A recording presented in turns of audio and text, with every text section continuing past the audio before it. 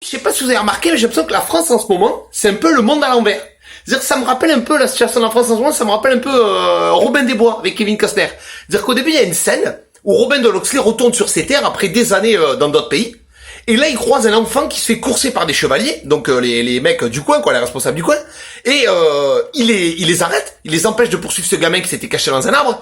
Et le responsable des chevaliers lui dit oui, mais il braconnait, etc. Et Robin, qui est en fait le vrai propriétaire de sa terre, lui dit non, il braconnait, mais tu l'affamais. Donc en fait, j'ai remarqué que la France aujourd'hui, c'est un peu le monde à l'envers. C'est-à-dire que tu as l'État qui affame tout le monde, et dès qu'il y a quelqu'un qui travaille au black, qui essaie de s'en sortir un petit peu, je parle pas de vol de trafic, attention, hein, qui essaie de s'en sortir, de faire quelques petits trucs, bah, tu es hors la loi, tu vas finir électrocuté à Guantanamo. C'est bizarre quand même, parce que les Français ils veulent juste s'en sortir, ils veulent pas ni être des voleurs ni être malhonnêtes. Le mec travaille au black, il aimerait bien travailler normalement, mais s'il travaille normalement, il se fait casser la rondelle. En plus, c'est bizarre de dire oui, c'est pas gentil ceux qui travaillent au black, oui, ils payent pas d'impôts pour les autres. Mais tu crois que tes impôts ils vont dans ta poche? Tu crois que tes impôts ils vont dans l'école de ton enfant? T'es déjà allé à l'école récemment? C'est des rats qui font la classe? C'est des blattes qui font le ménage? T'es déjà allé à l'hôpital récemment? Tu crois que l'argent il va dans des trucs utiles pour les Français? Non? Il va dans les soirées Emmanuel, tu sais, à base de O, I, A, O, tu sais, tous ces trucs-là. La piscine de Brégançon, ça a toujours été comme ça.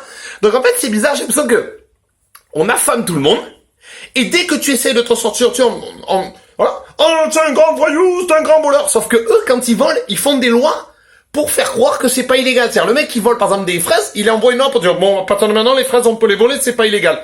Donc, ils se foutent un petit peu de notre gueule, quand même. Il y a des gens, ils croient ça, hein, parce que les gens font, oui, si j'ai pas d'argent, c'est à cause des gens qui profitent et tout. Non, si t'as pas d'argent, c'est à cause de l'État qui te pompe jusqu'à la moelle. C'est-à-dire, quand tu marches, il te pompe, mais t'as une pompe dans le cul, ça, des fois, ça te gratte. Et il te pompe jusqu'à la moelle. Taxes, impôts, amendes, vol, escroquerie, APL, APL, t'as compris. Taxe d'habitation, taxe de, je sais pas quoi, taxe de taxe sur la taxe, qui te taxe de la taxe, qui te taxe de la taxation.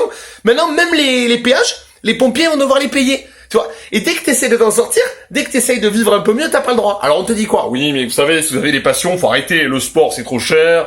Faut rien acheter, faut pas aller en vacances. Parce que les Français, ils en veulent beaucoup trop. Les Français, bon, hein, ils ont la chance de vivre dans un placard ou un lavabo. Ils veulent plus.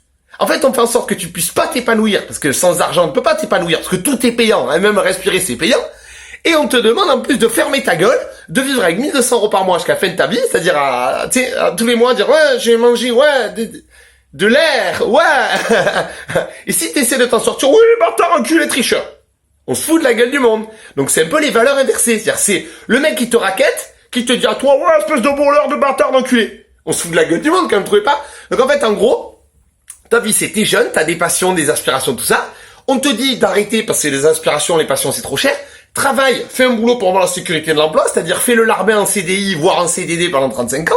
Attends 70 ans, touche 300 balles de retraite, ou attends ton cancer et puis paye et nourris Monsanto et compagnie. En fait, en gros, c'est ça.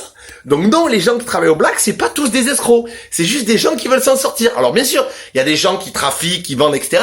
Eux, il y en a certains qui veulent juste de l'argent, parce que c'est juste des gros branleurs. Mais aussi des Français, des mères de famille, des pères de famille, ben des fois ils font des conneries parce qu'ils en peuvent plus. Parce qu'ils sont à genoux.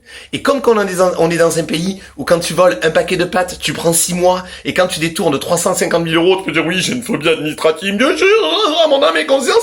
On te dit rien, ben ça continue. Ça va continuer bien longtemps après Laurent Fabius, bien longtemps ça va continuer. Y a pas de problème. C'est les voleurs qui traitent les victimes de voleurs. Putain, c'est bon. Tiens, alors, là, je comprends pourquoi tu nous as fait un petit truc, petite sauterie à l'Élysée, parce que t'aimes bien la sodomie. C'est génial. Je comprends pas.